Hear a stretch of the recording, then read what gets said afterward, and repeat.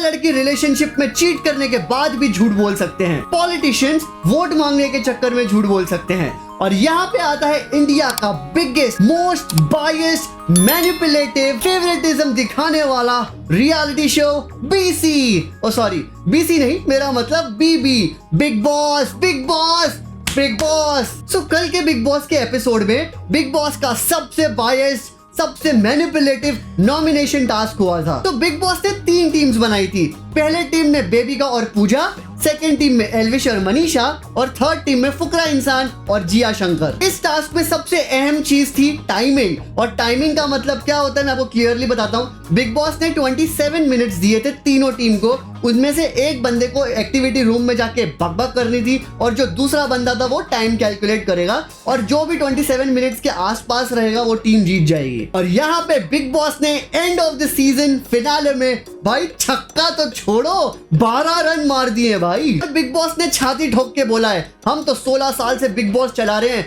तुम हमारे इंटीग्रिटी पे सवाल उठाना चाहोगे?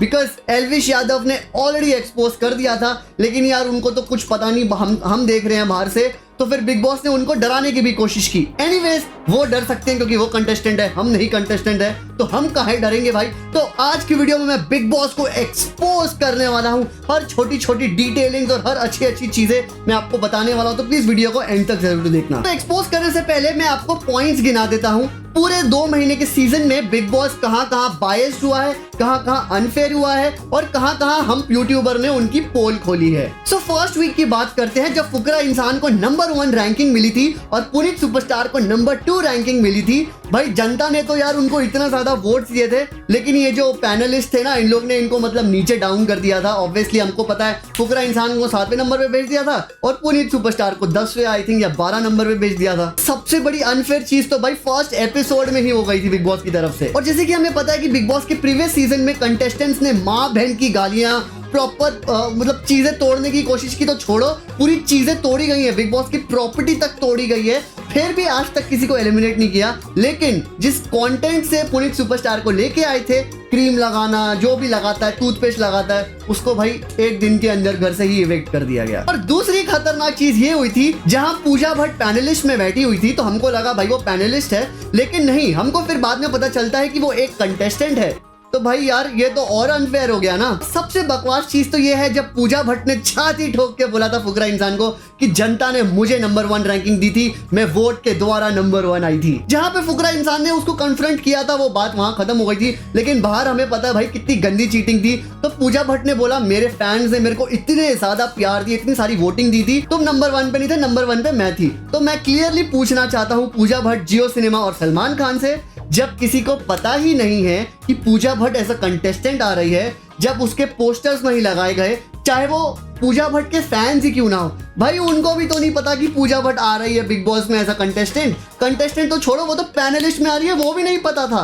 तो वोट किसने करे पूजा भट्ट को नंबर 1 रैंकिंग के लिए, मैं तो ये पूछना चाहता हूं पहले। और फिर उसके बाद साइरस और अभिषेक का जो टास्क हुआ था, आप लोग को पता है साइरस और फलक साथ में थे, और उसके बाद अभिषेक और आकांक्षा पुरी। हम सबको पता है कि सबसे ज्यादा वोटिंग अभिषेक को मिली थी उस टाइम पे, बिकॉज सिंस डे 1 और सिस्टम की एंट्री से पहले, मतलब एल्विश की एंट्री से पहले, अभिषेक पूरा डोमिनेट कर रहा था, सारी votings, everything, task and all, everything Abhishek was dominating. और वहां पे बिग बॉस की तरफ से सेकंड टाइम हमें वोट मैनिपुलेशन दिखता है। हमको जब क्लियरली पता है कि फुकरा इंसान को कुत्ते की तरह वोट किया जनता ने, और भाई बिग बॉस वालों ने साइरस को जिता दिया था। छाती ठोक के तो ऐसे बोलते हैं बिग बॉस वाले कि तुम हम पे क्वेश्चन करोगे, हमारी इंटीग्रिटी पे, हम 16 साल से शो चला रहे हैं, हम ये कर रहे हैं, हम फलाना ढमकाना कर रहे हैं। मैं एक चीज पूछना चाहूंगा, 16 साल से तुम जितने भी शो चला रहे हो ना भाई, तुम सिर्फ 1.5 घंटे का एपिसोड दिखाते थे, तो हम जनता को तो पता ही नहीं है तुम क्या मैनिपुलेट कर रहे हो, तुम्हारे क्रिएटिव टीम्स क्या कर रहे हैं, क्योंकि वो पूरा एडिटेड और स्क्रिप्टेड शो होता है। इस बार जब लाइव हुआ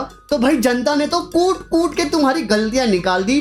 पूजा भट्ट के हाथ में स्क्रिप्ट पकड़ी गई, उसके हाथ में फोन पकड़ा गया, मुझे नहीं पता, जो भी है, कितनी सारी चीजें हम सब ने मिलकर तुम्हें एक्सपोज किया है, स्पेशली ट्विटर वालों ने। बेबिका और पूजा भट्ट को हमेशा एक ही टीम पे रखा है, इन लोग ने कभी भी सेपरेट नहीं किया। ये पूजा गैंग स्टार्टिंग से थी और एंड तक रहेगी। जब इसके पापा आए थे बेबिका के, तो बेबिका के पापा ने बोला था, यार मेरे को तो पता नहीं मेरी बेटी बिग बॉस में आ रही है, मेरे को तो बाद में पता चला सिर्फ 1 दिन पहले।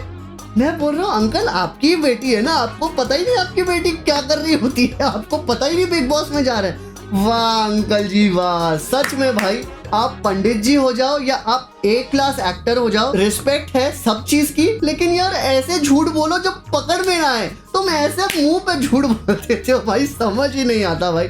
सीरियसली ये बॉलीवुड के रंग में जो रंग जाता है ना भाई, वो आधा कलयुग का तो छोड़ो, घोर कलयुग भी उससे माफी मांगेगा भाई, माफ कर दे। फिर जो एप्पल वाला टास्क आया था उससे 2 घंटा पहले पूजा भट्ट को मेडिकल रूम में बुलाया था ताकि पूरा एंड ऑफ द शो तक उसको गाइड किया जाए। एप्पल अभिषेक को दिया जाए बिकॉज ऑब्वियसली वोट आउट तो वो होगा नहीं, इतने सारे वोट मिलते हैं भाई। उसके बाद आशिका को निकाल के फेम ग्रुप को तोड़ा गया। पूरे 2 महीने के सीजन में भाई ये रिकॉर्ड है, 2 महीने का सीजन, ऑलमोस्ट 8 हफ्ते मेरे ख्याल से एक बार भी पूजा भट्ट को कुछ नहीं बोला गया। पूजा भट्ट तो छोड़ो भाई, पूजा भट्ट की गैंग को एक बार भी टारगेट नहीं किया, सिर्फ अभिषेक, मनीषा, एल्विश और जो भी फेम ग्रुप में था। और फेम ग्रुप बनने से पहले आलिया, आकांक्षा जो भी थे मेरे ख्याल से वो शायद फेवरेटिज्म में नहीं आते होंगे भाई, उनको झाड़ के घर से पहले ही निकाल दिया गया। और गाइस एक और बड़ा पॉइंट है मेरे पास, जब फुकरा इंसान की मॉम को बुलाया गया और नाइट स्टे करवाया गया, ऑलमोस्ट 16 घंटे घर में रुकाया गया, उसके भी पीछे इन बिग बॉस वालों की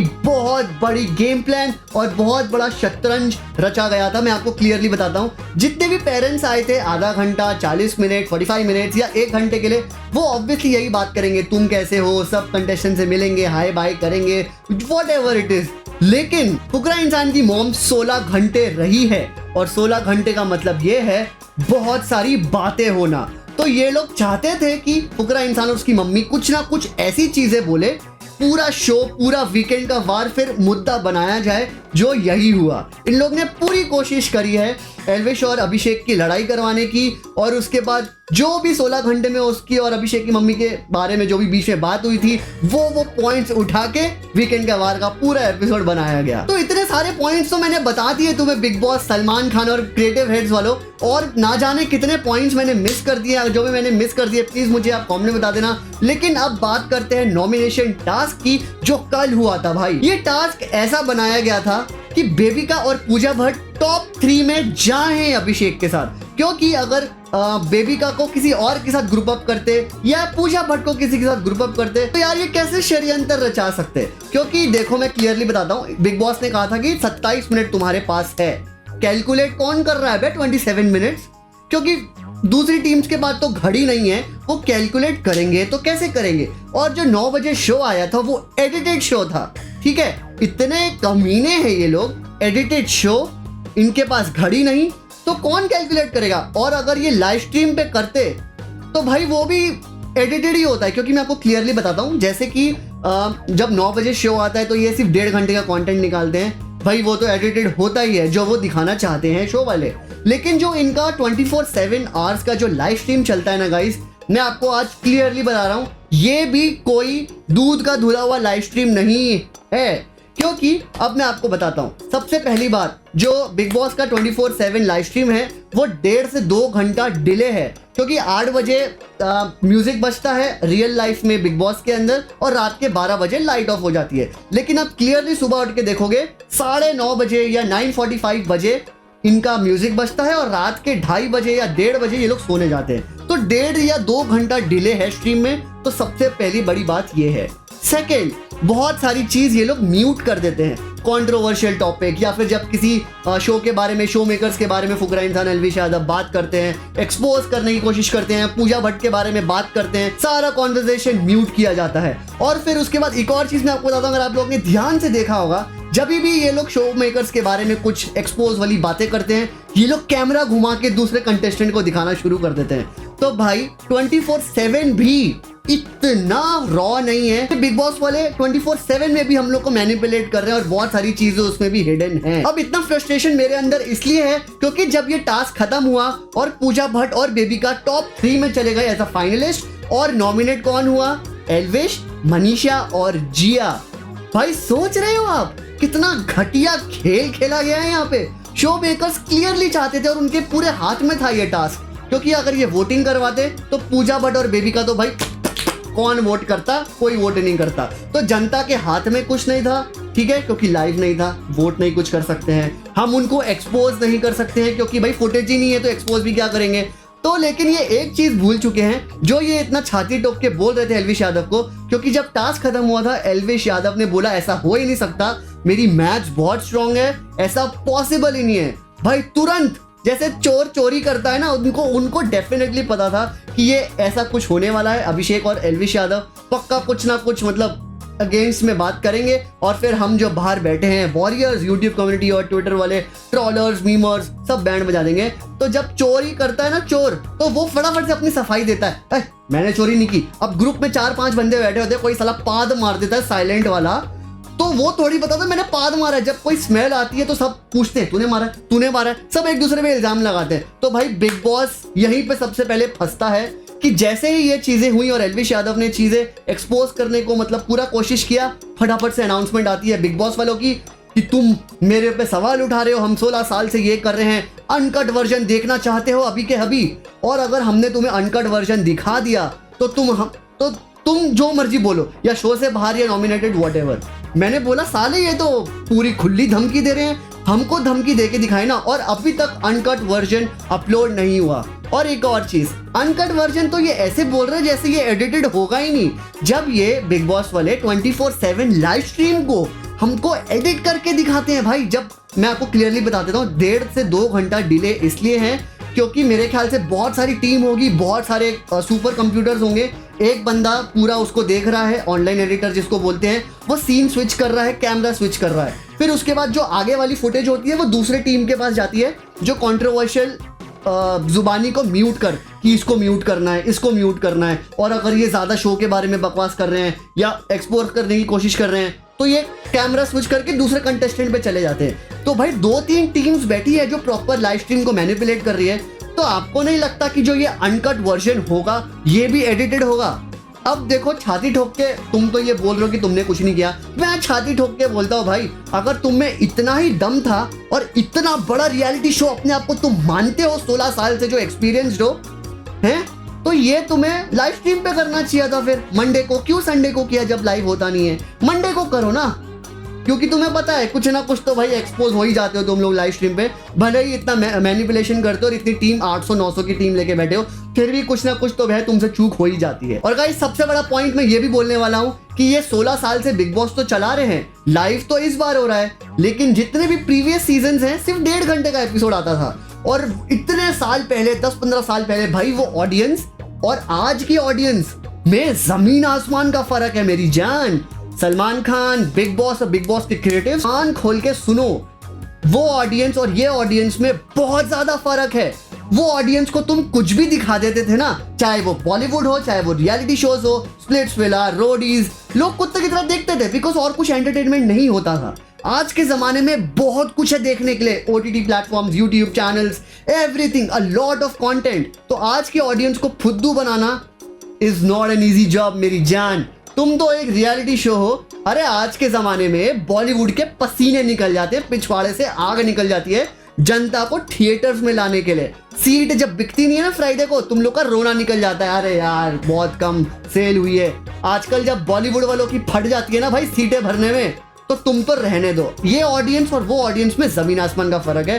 तुम जितना मर्जी कर लो भाई, हम फुद्दू नहीं बनने वाले और डरते भी नहीं है किसी से, क्योंकि तुम रियलिटी शो में अगर छाती ठोक के बोल रहे हो कि तुम नहीं चीटर हो, हम छाती ठोक के बोलते हैं भाई तुम चीटर हो। भाई मुझे क्लियरली पता है कि तुम लोग को एक शो चलाना है, लेकिन मुझे ये भी पता है कि तुम नेपोटिज्म, अपने फेवरेटिज्म और मैनिपुलेशन में सबसे नंबर 1 हो भाई, जो तुम 16 साल से करते आ रहे हो।